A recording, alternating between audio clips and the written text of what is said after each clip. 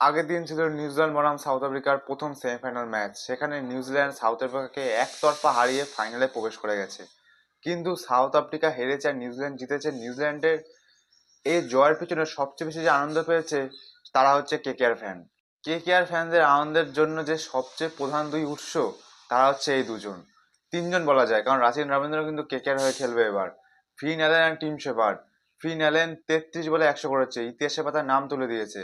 আর team shepherd 33 বলে 58 run করেছে। দুর্দান্ত ইনিংস খেলেছে দুজন। মনেই হচ্ছিল না যে দুজন সেমিফাইনাল ম্যাচ খেলছে, মনে হচ্ছে যে কেকেআর হয়ে প্র্যাকটিস করছে ইডেন গার্ডেন্সে। ইডেন গার্ডেন্সে কালে খেলা ছিল, কালকে দুজনের একদম আতশবাজি দিয়ে পুরো একদম মাতিয়ে দিয়েছে পুরো দর্শকদের মন। ইডেন গার্ডেন্সে দুজনের যা খেলা দেখিয়েছে সেই নিয়ে কেকেআর ফ্যানরা সত্যি পুরো আনন্দ ভরে গেছে। আমি তো খেলা দেখে পুরো একদম মন পুরো ভরে গেছে। এই দুজনকে যদি কেকেআর প্রথম থেকে যদি শুরুতে ওপেনিং করায় তাহলে তো একদম সেই হবে। কারণ কেকেআর এর প্রতিবার সমস্যা থাকে, কেকেআর কোন কোন ওপেনিং খেলাবে প্লেয়ার খুঁজে পাওয়া যায় না, ওপেনিং ঠিকঠাক করতে পারে না। কিন্তু এইবার হয়তো এই সমস্যা সমাধান হয়ে যাবে, কারণ এই দুজন ওপেনার যে দেশের হয়ে প্রতিনিধিত্ব করছে তারা যদি কেকেআর হয়ে প্রতিনিধিত্ব করতে দেয় কেকেআর ম্যানেজমেন্ট, তাহলে হয়তো আমার মতে ভালো হবে। তারপর রাচিন রবীন্দ্র আসতে পারে 3 নম্বরে, বা আজিঙ্কে রাহানেও আসতে পারে, কারণ রাচিন রবীন্দ্র বাহাতে ব্যাট করে আর স্পিন বল করে, কিন্তু আগে তিনি কিন্তু উইকেটও নিয়েছেন। আর আজিঙ্কে রাহানেকে আমরা দেখেছিলাম কেকেআর হয়ে 2025-এ 3 নম্বরে আসতে।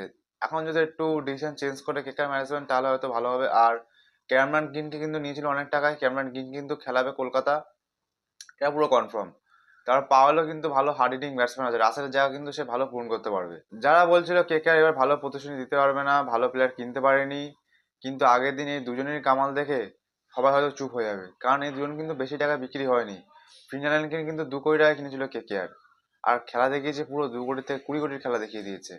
আগের দিন কিন্তু সাউথ আফ্রিকা 169 রান করেছিল 8 উইকেটের বিনিময়ে, আর সেই রান চেস করতে এসে নিউজিল্যান্ড 12 ওভার 5 বলে সেই ম্যাচ শেষ করে দেয়। 9 উইকেটে জিতে গেছে নিউজিল্যান্ড, যে নিউজিল্যান্ড কিনা শ্রীলঙ্কার পিচে এত ভালো প্রদর্শন দিতে পারছিল না।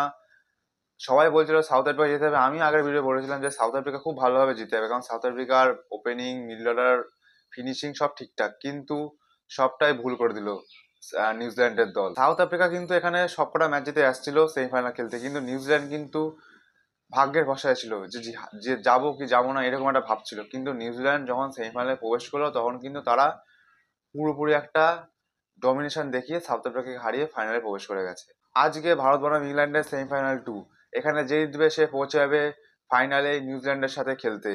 আপনার কি মনে হয় কোন দল যে কোয়ালিফাই করতে পারে ফাইনালে? ইংল্যান্ডে কিন্তু ওপেনিং অত ভালো চলছে না, জস বাটলার এবারের বিশ্বকাপে পুরোপুরি ফ্লপ গেছে। ওদিকে কিন্তু ভারতেরও একই অবস্থা, অভিষেক শর্মা খেলতে পারছে না।